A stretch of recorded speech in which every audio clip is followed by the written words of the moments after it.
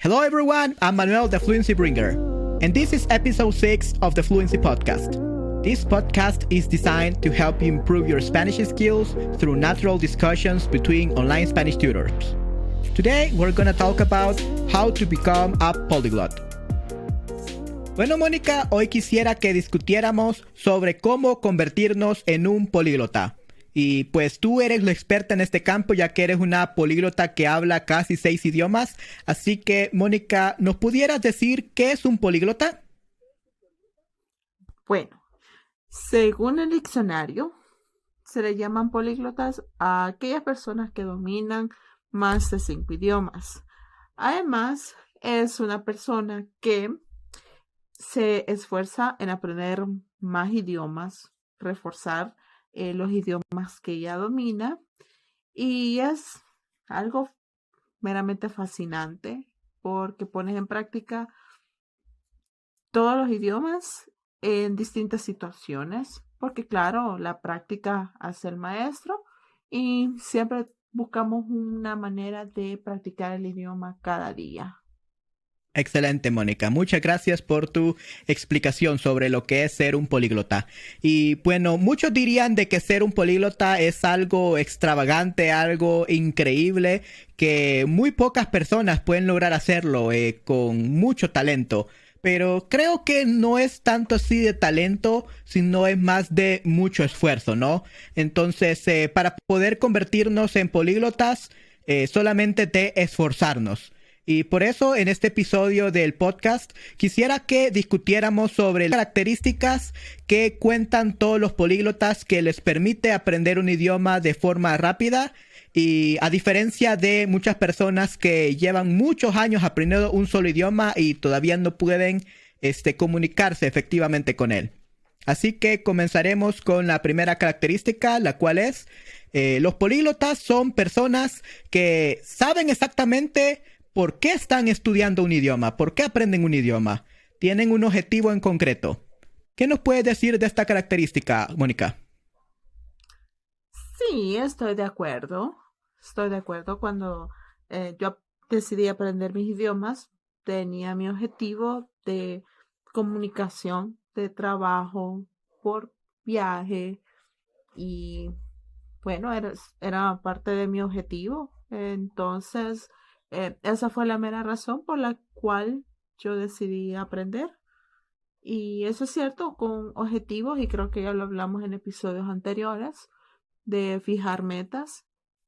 Es eso que nos hace capaces de aprender más.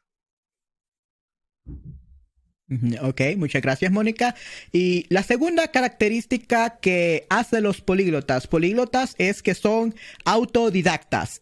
Ok, eso significa que no se quedan con los que le dicen los profesores o esperan que el idioma les caiga del cielo, ¿no? Que tengan inspiración de algo, iluminación, como dicen algunos, sino que trabajan muy duro en hacer lo posible por aprenderlo.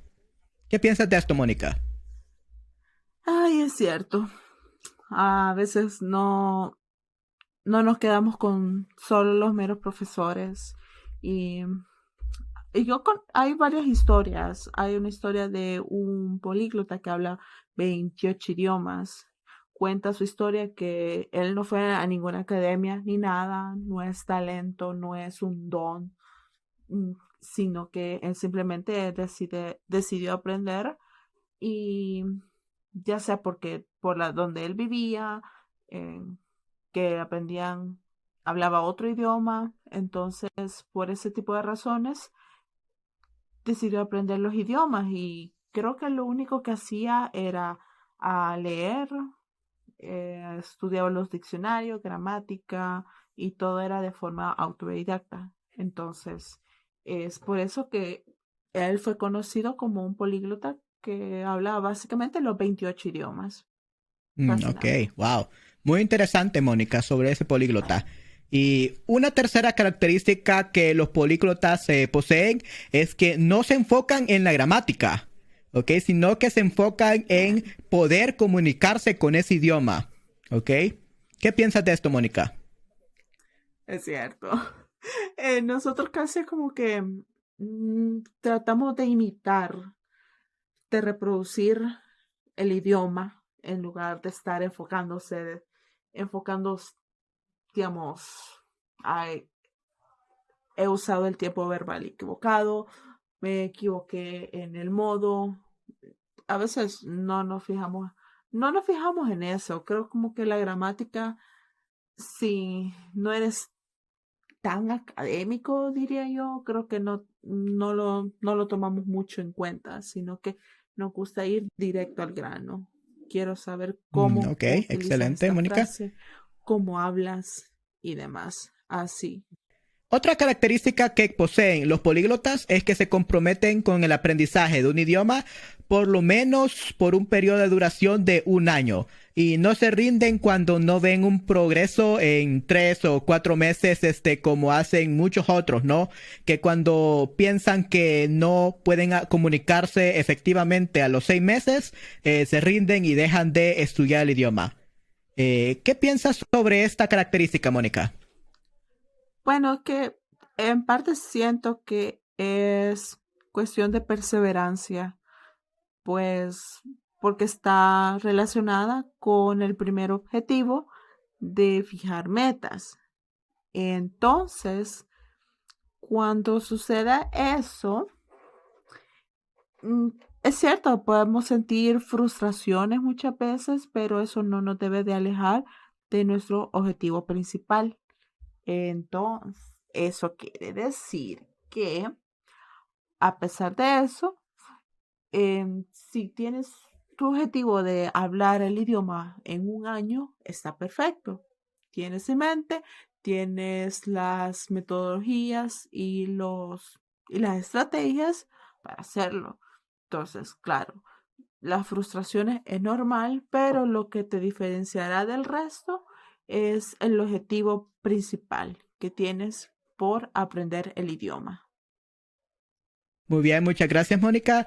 La siguiente característica que poseen los políglotas es que son proactivos en buscar, crear o incluso participar en grupos sociales con el fin de encontrar personas con quienes practicar el idioma.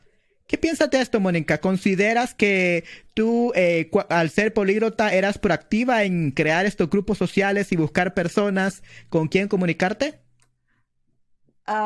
Bueno, ahí, bueno, tengo como un argumento, porque yo me considero como alguien tímida cuando estoy en un grupo nuevo de personas. Claro, ahí también involucra la personalidad. Yo, yo soy más que todo de hablar con una sola persona o un cierto grupo de individuos del idioma del que estoy hablando, porque no soy proactiva en buscar grupos, ¿verdad? Es curioso, la mayoría de los grupos a mí me han contactado, lo cual a mí me facilita porque no suelo ser proactiva en buscar a la gente. Es algo curioso e irónico, ¿verdad? Pero es porque es así mi personalidad, algo tímida al inicio. Pero claro, cuando entro en confianza puedo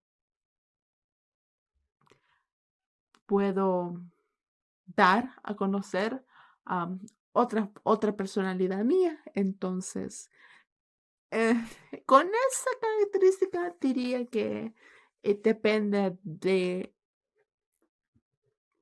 tu personalidad, porque al menos yo no me considero tan proactiva. Muy interesante tu opinión al respecto de esta característica. La verdad de que creo que no es tanto importante ser proactivo en buscar estos grupos o crearlos, pero al menos debes de ser capaz de participar en ellos, ¿no? Está bien, creo que no ser muy sociable, ser un poco tímido o tímida, pero debes hacer un esfuerzo por participar cuando se te da la oportunidad, ¿no? Si tienes la posibilidad de hablar con este nativo del idioma que estás aprendiendo, creo que debes salir de tu zona de confort y dar lo mejor de ti para poder lograr entablar una conversación con ellos. Definitivamente, Claro. Mónica. Y La siguiente característica que tenemos es que los políglotas siempre buscan maneras creativas de aprender un idioma cuando no tienen los recursos para poder aprenderlo apropiadamente. ¿Qué te parece esta característica, Mónica? ¿Crees que es una característica que presentaste tú cuando estudiabas tus idiomas? Ay, sí, definitivamente. Por ejemplo, había muy pocos recursos como para aprender japonés. Eh, Eso fueron hace años, que te digo que nadie conocía tan siquiera un libro de texto o no había manera en que podrías conseguir materiales como para seguir aprendiendo.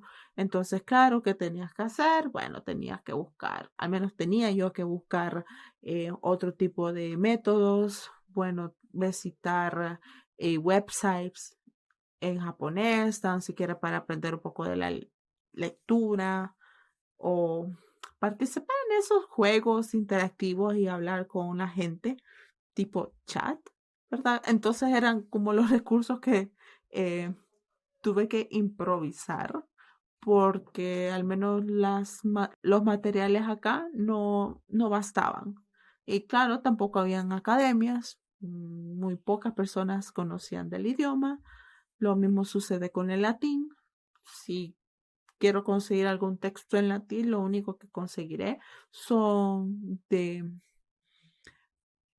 letras o es para tratar de descifrar la etimología que se utiliza en latín, pero más allá de que se quiera aprender el idioma en sí, nadie. El alemán, hay muchos recursos. Italiano hay poco también. Entonces sí, de cuestión de inventar, buscar. Al menos yo a mí me costó encontrar algún libro para leer en italiano. Fue como las cosas más difíciles porque no sabías qué autores buscar o no tenías ni idea de por dónde empezar. Y eso fue como algo que tuvo una dificultad cuando estuve aprendiendo el idioma. Hey guys, thank you very much for listening to us today. If you really liked this episode and want to get more exclusive content like my 4-step guide to become an effective communicator in a second language or monthly group coaching, you can go to our Patreon and support us there. We will really appreciate it. This content is 100% supported by the community.